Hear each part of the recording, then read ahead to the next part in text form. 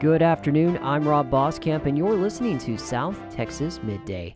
The city of Victoria has entered Stage 3 of its drought contingency plan as low rainfall continues to reduce water levels in the Guadalupe River. City officials are urging residents to conserve water more diligently. Under the previous Stage 3 restrictions, residents are asked to limit activities such as lawn watering, pool filling, and vehicle washing to the hours of 6 to 10 a.m. and 8 p.m. to midnight to minimize evaporation. Stage 3 introduces stricter guidelines to reduce water usage by 15%. Sprinkler irrigation is now limited to designated days based on address numbers. Residents with even-numbered addresses may water on Sundays and Thursdays, while those with odd-numbered addresses may water on Saturdays and Wednesdays. More boaters are on the water than ever before, especially this Memorial Day weekend, and it's good timing too because this week is National Safe Boating Week. Each year, the third Saturday in May begins the kickoff of the annual Safe Boating campaign. It runs through the following Friday to serve as a reminder about boating safety before the Memorial Day weekend. You don't want to ruin your day by having any issues, whether they be safety related or even mechanically related, to ruin your beautiful day when you're doing something that you enjoyed doing, whether it's fishing or just puttering around the area, looking at the wildlife that you can see from the water. It's a fun thing to do. That's Tom Gautam, Vice Flotilla Commander of Flotilla 711 in the Coast Guard Auxiliary District 8 Central Region. He spoke with me about the campaign as well as some vital tips that both boating enthusiasts and land dwellers can apply. Keep a proper lookout, wear that life jacket, don't drink and boat, and if you have an emergency cutoff switch, use it. U.S. Coast Guard statistics show that drowning was the reported cause of death in 3 out of every 4 recreational boating fatalities, and that 87% of those who drowned were not wearing life jackets. One of the biggest causes of boat accidents is human error.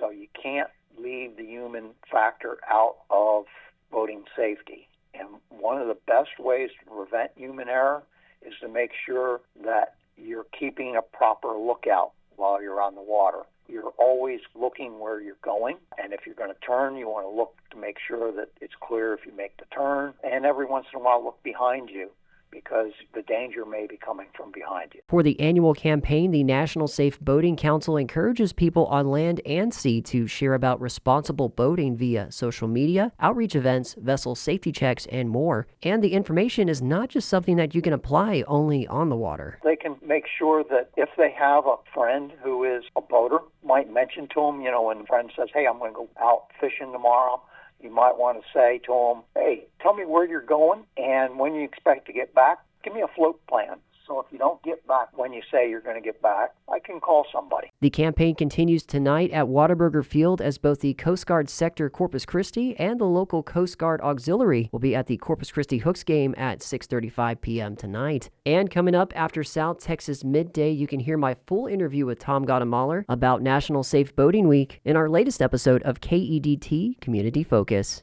Goliad County Judge Mike Bennett announced in a letter to county employees this week that he will not seek reelection. Bennett has held the judge's seat since January 2019. Bennett stated some of the accomplishments during his time in office, including a 30% raise in county employee salaries, the establishment of the Berkeley Fire Department, and the creation of a county-wide radio system that allows emergency personnel to communicate at any time and coordinate with outside agencies. According to the Goliad County Judge Office, Bennett's term ends at the end of 2026. Texas could soon become one of the first states to incorporate cryptocurrency into its financial strategy. As the Texas Newsroom's Lucio Vasquez reports, the Texas House has advanced a bill that would create a state-managed crypto reserve. Under Senate Bill 21, the state comptroller would buy and manage cryptocurrencies like Bitcoin.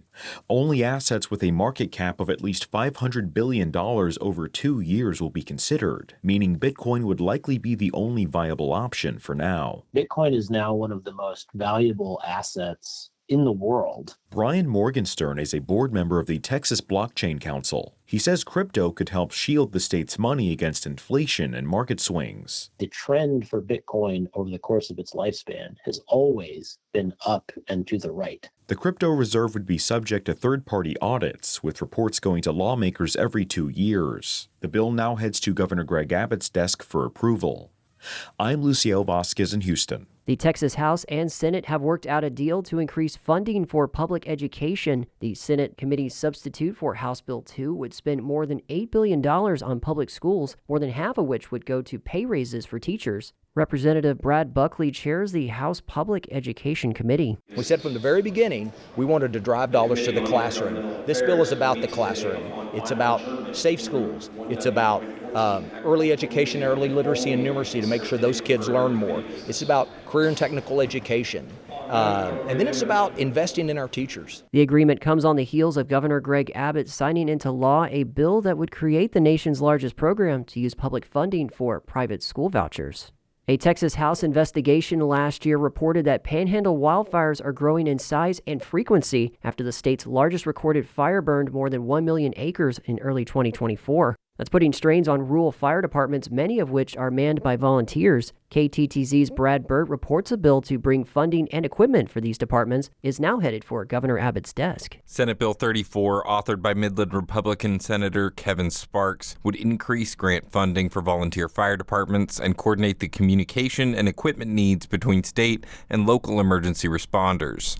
In a hearing earlier this month, the president of the Texas and Southwestern Cattle Raisers Association, Carl Ray Polk, told the House State Affairs Committee that more than $500,000 was donated to fire departments in the Panhandle. In some cases, it was almost their annual budget. But these departments need more than donations. They need lasting support. The bill also calls for a study to identify, quote, wildfire risk zones and where laws may need to change to mitigate those risks. The 2024 investigation placed responsibility for the most destructive fires on faulty power lines at oil and gas sites in the region. I'm Brad Burt in Lubbock. A new safety policy from Dallas-based Southwest Airlines will require passengers using portable chargers to keep them out in the open during use. KERA's Catherine Hobbs explains. The airline says the move is meant to reduce fire risks from lithium-ion batteries. They've been linked to a growing number of onboard fires, including nearly 20 incidences already this year, according to federal officials. Southwest says requiring devices to stay visible allows flight crews to act quickly if something goes wrong, like overheating or smoke. Beginning May 28th, passengers can still bring chargers in their carry-ons, but if they're using the chargers mid-flight, they can't be tucked away in bags or under seats. Other carriers worldwide took similar steps after battery fires raised safety alarms.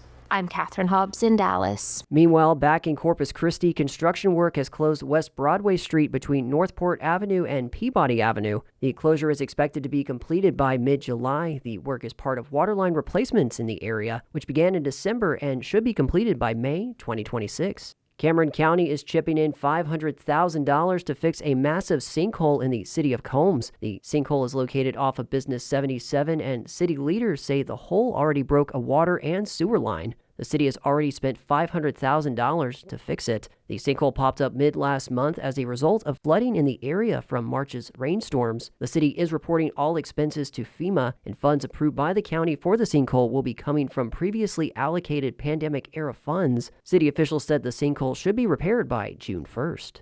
The City of Brownsville's Department of Engineering and Public Works, through its traffic division, will install 3 new traffic signals that will soon be fully operational. The new signals are currently in flashing mode at the following intersections: U.S. Highway 281 at Pluton and Captain Basler Avenue, FM 1847 at Main Street near the Walmart on Reuben Torres Boulevard, and FM 1419 at FM 511 and Dockberry Road. Beginning June 10th, all 3 lights will begin regular operations to control traffic flow. Motorists are encouraged to anticipate minor delays and adjust their travel times accordingly. These upgrades are part of an ongoing effort to improve safety and efficiency at historically high-risk intersections throughout the city.